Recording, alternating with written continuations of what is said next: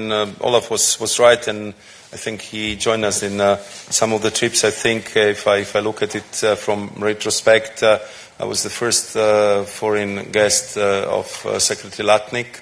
I remember very well our first phone conversation when I was telling him, the Secretary, you have your confirmation vote tomorrow. It was on Tuesday.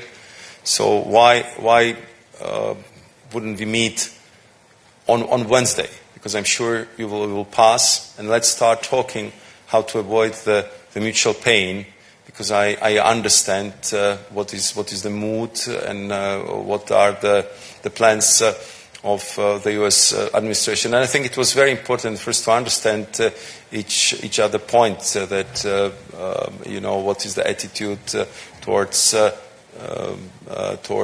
tariffs, what is the huge priority of the new administration to reindustrialize the economy, which we share, and we have the same goal here in Europe. What would be the main sticking points? How to deal with all the ups and downs and with a hugely dynamic process which we had since that. So I think that if we calculated correctly, we had over 10 trips.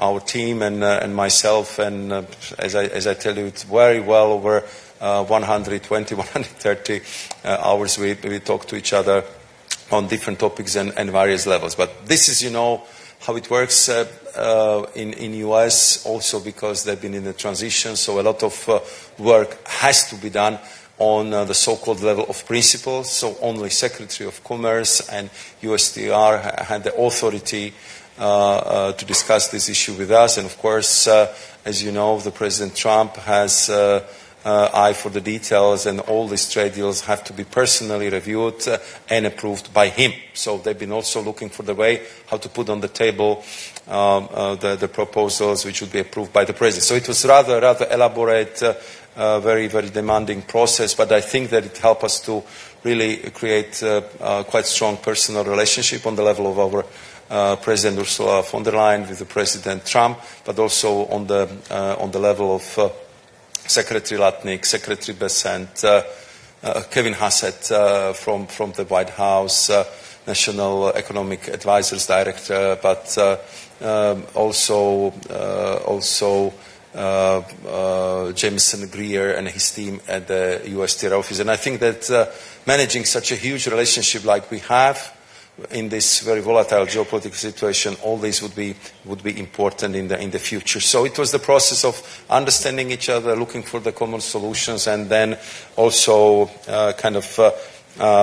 clearly pushing forward for the European general interest and for our priorities, and paving the way that this is not the end, this is the beginning, and we can bring many more positive solutions in the future to our mutual cooperation. So this is how I would